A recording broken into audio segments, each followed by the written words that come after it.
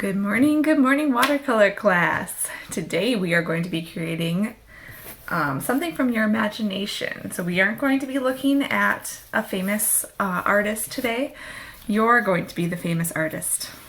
So we are going to think of what life would be like from the perspective of a bug.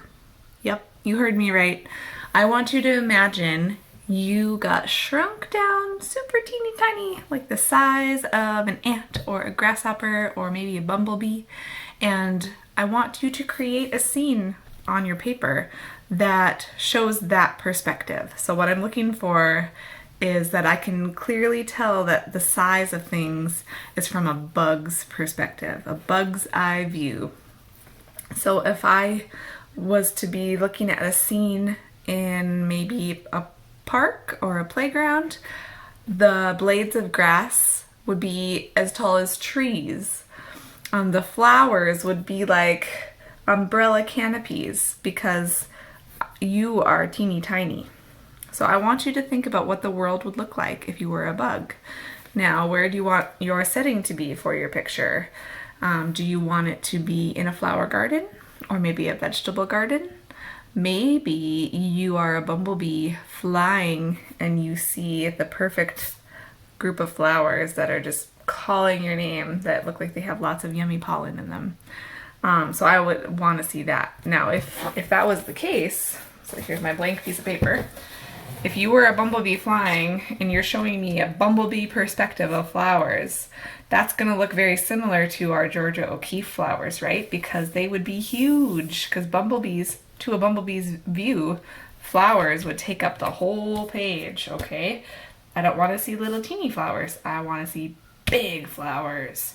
Or if you are drawing, perhaps you are drawing a soccer field and there's a little ant watching the soccer game. Well, then I want to see giant blades of grass coming up, and maybe there's a soccer ball, but it would be huge. It would probably go off the page because it would be so big as if there was a soccer ball and some grass.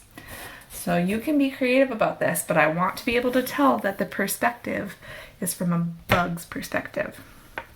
So for mine, I think I'm going to be drawing from the perspective of a worm in the garden, because we've been doing some gardening this week in the sunny weather, and we started planting some of our seeds.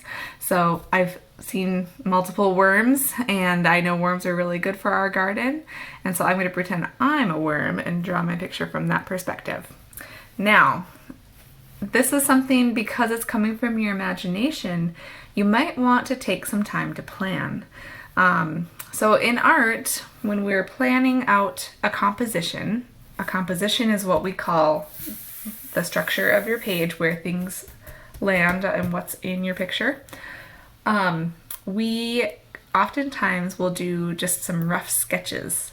So that means that you're doing your picture on a scratch piece of paper, and you don't have to do the whole thing with every detail that you're going to include in your final picture. Just a rough idea to remember, okay, I think I want to do this on the left side, and just decide where things go and how big things need to be. It will help you plan out your final picture, so then you're less concerned about that when you're doing it on your nice piece of watercolor paper, and you'll have less erasing to do if you change your mind about something, because you get to do all the changing your mind about things in your scratch piece of paper. So I'm going to do that too. I'm going to do a rough sketch first on a scratch piece of paper, and when I feel good about my design, I'm going to draw it lightly still with pencil on my watercolor paper, and then we will get to painting. But for this painting, I want to see that you are remembering the techniques that we've learned all year, because this is the end of the year. So I don't have a lot more to teach you. Now you're just using the techniques that you've learned. So I want to see that if you have like a wide open sky, what would you use? Would you use wet on wet, or would you use wet on dry? You're going to use wet on wet for a sky because it's a big wide open space of flat color. What else? If you wanted to do lots of little tiny details, You're probably going to use wet on dry because you don't want that paint to be flowing and blending like we do with the sky. So think about those things when you're drawing. And I also want to see, or when you're painting, I also want to see that you are practicing our making things look 3D, so our shading. So some of the dark parts you're going to use less water to keep those colors really dark and vibrant, and then where things are, where the light is hitting something and it's lighter, I want to see that you're using more water, just like we did on our cactus picture and our Cezanne apple picture. A really nice way to do that is to just do the dark side first and then clean your brush off, get some water, and pull the paint from that spot to fill up the rest of it. So it stays dark in the shadow part and light in the light part. And I will show you that again as I do my example piece.